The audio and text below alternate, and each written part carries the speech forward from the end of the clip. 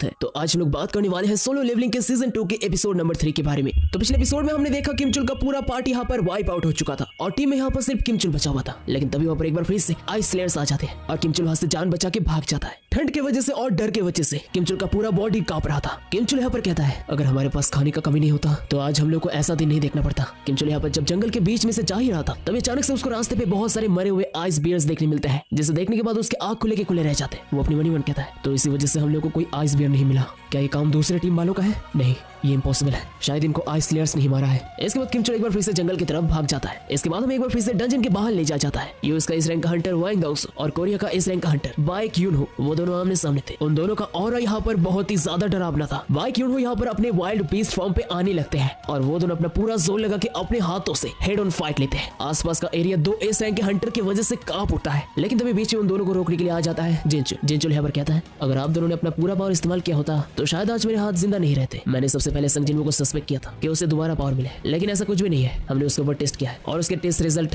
बिल्कुल पहले की तरह ही है। हंटर वांग दाओसो का भी हमारे बीच में नहीं है, लेकिन संग जिन्हो एक स्ट्राइक स्क्वाड को अकेले के दम पे मारने के काबिल नहीं है। वांग दाओसो कहता है हाँ मैं पहले से जानता हूँ, डंजन के अंदर यूजिन कॉन्स्ट्रक्शन के बेटे ने ही शायद कोई चाल छिपा के रखा था। जिनचुल कहता है अगर आप जानते हैं तो अब मिस्टर संग के पीछे क्यों पड़े हैं? वांग दाओसो कहता है ये इसलिए क्योंकि ये किसी को मारने का सिर्फ बहाना है। जो भी हो अभी तुम लोगों ने मेरा मूड खराब कर दिया। इसके बाद वांग दाओसो वहां से चला जाता है, लेकिन यहाँ पर मिस्टर आहन अपने मन कहता है मैंने ही मिस्टर संग जिन्हो की असली एबिलिटीज को देखा है और मैं जानता हूँ वो डंजन से जिंदा वापस जरूर लौट के आएंगे। इसके बाद एक बार फिर से हमें डंजन के अंदर ले जाया जाता है। किमचुल यहाँ पर भागते वक्त जिन्हो के ग्रुप के पास आ जाता है, लेकिन वो देखता है कि दूसरी टीम यहाँ पर बिल्कुल सही सलामत है। वो लोग आपस में हंसी मजाक कर रहे हैं और शांति से खाना खा रहे हैं। ये देखकर किमचुल बहुत ही ज्यादा शॉक हो जाता है। वो अपने मन कहता है ये सब क्या हो रहा है? वो सभी लो रैंक के हंटर्स हैं, आखिरकार वो लोग अभी तक जिंदा कैसे हैं? उन लोगों के पास गर्म कपड़े हैं, खाना है, उन लोगों के पास सारी जरूरत की चीजें होने के बावजूद भी उन लोगों ने सिर्फ अपने लिए वो सारी चीजें बचा के रखे। इसके बाद किमचुल सीधे उन लोगों के पास जाता है। किमचुल को यहाँ पर देखकर वो सभी बहुत ही ज्यादा शॉक हो जाते हैं। वो लोग पूछते हैं कि किमचुल यहाँ पर क्या कर रहा है। इसके बाद किमचुल कहता है हमारा पूरा ग्रुप मेरे आंखों के सामने मारे गए और वो भी क्योंकि हमारे पास खाना नहीं था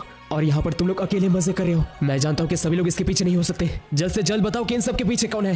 अगर तुम लोगों ने सच्चाई बता दिया तो मैं वादा करता हूँ कि मैं तुम सभी को जाने दूंगा। किसने ये आइटम्स हमसे छुपाए? मैं 3 तक गिनूंगा, नहीं तो मेरे पास और कोई चारा नहीं होगा। किमचुल यहाँ पर सस्पेक्ट करता है कि पार्क हेजिन यानी कि जिन्हो को जिस लड़की ने सबसे पहले ज्वाइन किया था वो इन सब के पीछे है। किमचुल यहाँ पर अपना तलवार लेकर हमला करने के लिए बिल्कुल तैयार था, लेकिन तभी यहाँ पर जिन्हो पीछे से आ जाता है और उसकी पीठ में एक बहुत ही जोर से थप्पड़ मारता है और कहता है जरा अच्छे से सोच कर देख, तूने हम सभी को पीछे छोड़ा था और लगता है तूने अपने साथ रिश्तेदारों को भी लाया है। मेरे सामने कैमोफ्लेज इस्तेमाल करने का कोई फायदा नहीं है, तुम्हारा प्रेजेंस बहुत स्ट्रांग है, तुम अपने आप को छिपा नहीं सकते। इसके बाद यहाँ पर आइस एल्व्स का लीडर सामने आता है जो एक घोड़े पे सवार हुआ था। लीडर के साथ साथ यहाँ पर अलग से 20 आइस एल्व्स थे। इसके बाद आइस एल्व का लीडर कहता है तो ये सच में सच है, तुम में से सभी कचरे नहीं हो। जिन्हो इसके बाद कहता है क्या तूने हम लोग को कचरा कहा? आइस एल्व का लीडर यहाँ पर थोड़ा शॉक हो जाता है। इसके बाद वो कहता है अरे तुम हमारी भाषा को कैसे समझ सकते हो? जिन्हो भी ये रियलाइज करके बहुत ही ज्यादा शॉक हो जाता है और इसके साथ साथ जिन्हो के पार्टी के जितने भी मेंबर्स थे वो भी काफी ज्यादा शॉक हो जाते हैं। इसके बाद जिन्हो को याद आता है शायद इन सब के पीछे सिस्टम है। इसके बाद आइस एल्व का लीडर कहता है लगता है हम दोनों एक दूसरे के साथ बहुत ही अच्छी तरीके से बात कर पाएंगे। मुझे तुमको किसी के साथ मिलवाना है। मेरे ख्याल से तुम इसके साथ पहले भी मिल चुके हो। इसने मुझे बताया कि इंसानों के बीच में कोई एक सबसे ज्यादा स्ट्रांग है और वो तुम्हारे साथ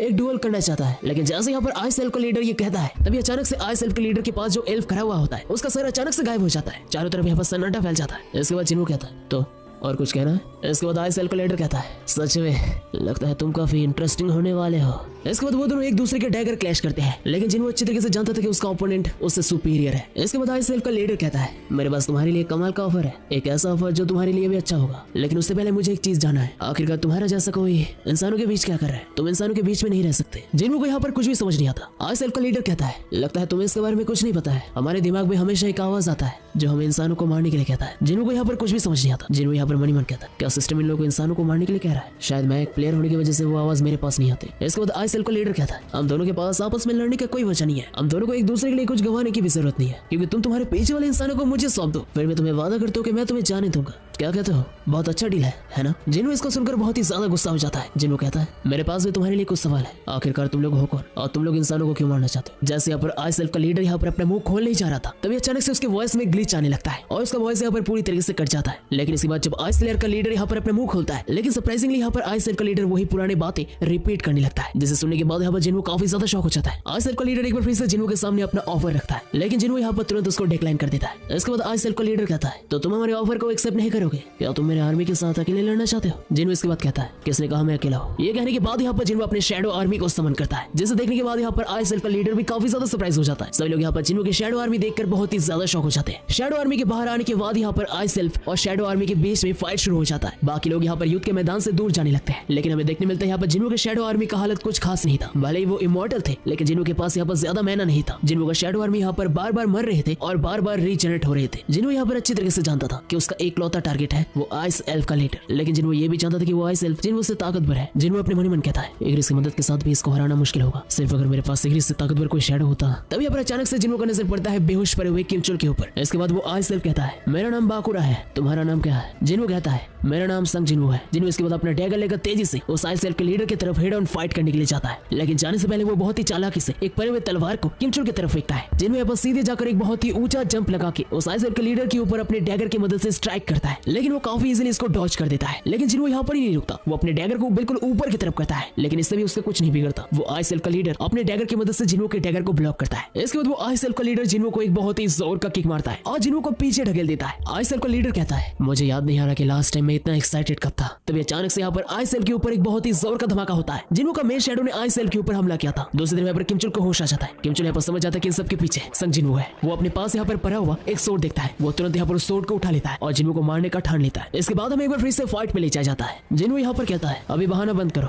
मैं जानता हूँ कि एक हमला तुम्हें मारने के लिए काफी नहीं है। इसके बाद वो आइस एल्फ बहुत ही तेजी से दौड़कर जिन्हो की तरफ आता है। वो आइस एल्फ कहता है क्या तुम्हारे सोल्जर्स इतना ही कर सकते हैं? एक तरफ यहाँ पर आइस एल्फ का लीडर जिन्हो के पास आ रहा था, दूसरी तरफ जिन्हो के पीछे से किमचुल आने लगता है, लेकिन तभी अचानक से जिन्हो एक स्माइल करता है, जिसे देखने के बाद वो आइस एल्फ भी बहुत ही ज्यादा शॉक हो जाता है। और इसके बाद जिन्हो इग्रिस को बुलाता है। इग्रिस यहाँ पर सीधे किमचुल के सामने अपीयर होता है और अपने सोर्ड की मदद से किमचुल को मौत के घाट उतार देता है। जिन्हो ने यहाँ पर जानबूझ के ये सब कुछ पहले ही प्लान किया था। किमचुल भी यहाँ पर समझ जाता कि ये सब कुछ संग जिन्हो का ही प्लान किया हुआ था। ये सब देखकर वो आइस एल्फ हंसने लगता है। वो कहता है वाह तुम सच में कमाल के हो, लेकिन इससे तुम्हारा किस्मत नहीं बदलने वाला है। किमचुल के मरने के बाद यहाँ पर जिन्हो उसका शैडो एक्सट्रैक्ट कर लेता है। जिन्हो यहाँ पर किमचुल को आयरन नाम देता है, लेकिन जब यहाँ पर जिन्हो किमचुल को नाम देने पे बिजी था, तभी यहाँ पर इसी मौके का फायदा उठाकर उस आइस एल्फ का लीडर जिन्हो के ऊपर हमला बोल देता है। वो एल्फ कहता है तुम्हें क्या लगता है तुम अपने सिर्फ एक सोल्जर से मुझे हरा सकते हो? जिन्हो कहता है बिल्कुल नहीं, मैंने ऐसा कभी नहीं सोचा। इसके बाद आयरन अपना स्किल शाउट इस्तेमाल करता है, जिसकी मदद से उसके ओपोनेंट को भड़काया जा सकता है। वो आइस एल्फ और भी ज्यादा गुस्सा हो जाता है। वो आइस एल्फ कहता है लगता है और एक बंदे ने तुम्हारी पार्टी को ज्वाइन किया है। कोई बात नहीं, मुझे सिर्फ तुम्हें सबसे पहले मारना होगा। ये कहने के बाद ही वो आइस एल्फ आयरन के ऊपर हमला कर देता है, लेकिन वो आइस एल्फ उसके हमले को डॉज करके उसके बिल्कुल पीछे चला जाता है। वो आइस एल्फ कहता है देखा मैंने क्या कहा था तुम लोगों से, तुम लोग मेरा कुछ भी नहीं बिगाड़ सकते। लेकिन इसके बाद जिन्हो कहता है अच्छा तो टीम के बारे में क्या ख्याल है? दूसरी तरफ संग जिन्हो का फाइट देखकर सभी लोग बहुत ही ज्यादा शॉक हो जाते हैं। किसी को कोई आइडिया भी नहीं था कि हंटर सच में ऐसे फाइट कर सकते हैं। इसके बाद इग्रिस एक्शन में आता है और सीधे अपना सोर्ड लेकर उस आइस एल्फ की तरफ स्ट्राइक मारता है, लेकिन वो आइस एल्फ इसको डॉज कर देता है। लेकिन इसी मौके का फायदा उठाकर जिन्हो उस आइस एल्फ के बिल्कुल पीछे चला जाता है और अपने डैगर की स्पेशल एबिलिटी की मदद से उसको स्टैब करता है, जिसके बाद वो आइस एल्फ पैरालाइज हो जाता है। लेकिन इससे भी उस आइस एल्फ को कुछ भी फर्क नहीं पड़ता। वो तुरंत अपने कदमों को पीछे ले लेता है। वो कहता है मैंने जैसे कि सोचा था, तुम सभी के सभी कचरे हो। आइस एल्फ का रेजिस्टेंस हाई होने की वजह से जिन्हो का यहाँ पर पैरालाइज अटैक काम नहीं आता। इसके बाद जिन्हो कहता है ऐसे बच्चों की तरह कंप्लेन ना करके अपने आसपास देखो। इसके बाद वो आइस एल्फ अपने आसपास देखता है। वो देखता है कि उसका पूरा का पूरा आर्मी खत्म हो चुका है। ये देखकर वो आइस एल्फ और भी ज्यादा गुस्सा हो जाता है। वो कहता है अगर मैं तुझे मार दूं तो तेरा आर्मी भी नहीं बचेगा। ये कहने के बाद ही वो आइस एल्फ जिन्हो की तरफ बहुत ही तेजी से आता है। जिन्हो अपना डैगर लेता है और वो सरप्राइजिंगली उस डैगर को उस आइस एल्फ की तरफ थ्रो करता है, जिसे देखने के बाद वो आइस एल्फ बहुत ही ज्यादा शॉक हो जाता है। वो जिन्हो को यहाँ पर बुद्धू बुलाने लगता है, लेकिन असल में ये जिन्हो का प्लान का ही एक पार्ट था। जिन्हो यहाँ पर अपना कमांडर टच एबिलिटी इस्तेमाल करता है, जिससे वो अपने डैगर को वापस से समन कर सकता था। जिन्हो यहाँ पर बहुत ही तेजी से जाकर अपने डैगर को वापस से कैच कर लेता है और सीधे जाकर उस आइस एल्फ को स्ट्राइक करता है, लेकिन वो आइस एल्फ जिन्हो के डैगर को ब्लॉक कर देता है। लेकिन इसी मौके का फायदा उठाकर आयरन यहाँ पर उस आइस एल्फ को पीछे से पकड़ लेता है और तभी यहाँ पर जिन्हो का शैडो मेस उस आइस एल्फ के ऊपर फायर ब्लास्ट इस्तेमाल करता है और हमें एक बहुत ही बड़ा धमाका देखने मिलता है। अब यहाँ पर उस आइस एल्फ का खून सर पे चढ़ चुका था, लेकिन ज्यादा एग्रेसिव होने की वजह से वो अपना आपा खो देता है। जिन्हो अपने कैमोफ्लेज इस्तेमाल करके उस आइस एल्फ के बिल्कुल करीब पहुंच जाता है और अपने डैगर की मदद से उस आइस एल्फ के बिल्कुल पेट पे स्टैब कर देता है। लेकिन वो आइस एल्फ अचानक से जिन्हो के हाथ को पकड़ लेता है और जब वो आइस एल्फ जिन्हो के हाथ को पकड़ता है तभी इस मौके का फायदा उठाकर पीछे से आयरन आइस एल्फ के ऊपर हमला कर देता है और आइस एल्फ को बिल्कुल जमीन पे गाड़ देता है। आइस एल्फ के लीडर को हराने के बाद यहाँ पर जिन्हो का 2 लेवल अप होता है, लेकिन आइस एल्फ के मरने के बाद भी अचानक से आयरन उस आइस एल्फ के ऊपर एक बार फिर से हमला करता है। जिन्हो यहाँ पर तुरंत उसको रोकने के लिए कहता है। जिन्हो यहाँ पर मनी मन कहता है लगता है शैडो बनने के बाद भी ये बुद्धू ही रह गया, पता नहीं इसका लेवल अप होने के बाद इसका क्या होगा। इसके बाद जिन्हो के शैडोस एक दूसरे की तरफ देखते हैं और अचानक से वो लोग हाथ ऊपर करके सेलिब्रेट करने लगते हैं। इसके बाद जिन्हो कहता है चलो सभी लोग वापस से। इसके बाद अचानक से यहाँ पर डंजन के अंदर जाने का गेट अपीयर हो जाता है। सभी लोग एक बार फिर से घर जा पाएंगे ये देखकर बहुत ही ज्यादा खुश हो जाते हैं एंड यहीं पर ये डंजन क्वेस्ट खत्म होता है। And that's it for the episode number 3। तो एपिसोड नंबर 3 तुम्हें कैसा लगा जरूर से मेरे को ऑब्वियसली कमेंट करके बताओ एंड वीडियो को लाइक करो, चैनल बने तो चैनल को सब्सक्राइब करो। तो गाइस मिलते हैं अगले वीडियो के साथ, तब तक के लिए बाय बाय।